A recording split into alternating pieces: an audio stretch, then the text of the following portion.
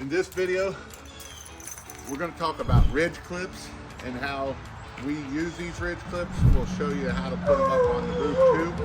But the first thing is they are a little tricky of how do you actually get them on the bulb and where you want them at. And so in these ridge clips, you'll see that there's 2 slots on both of these ridge clips. And so basically what you're going to do is you're going to take that little slot and you're going to take this clip and it's going to go right in that hole there.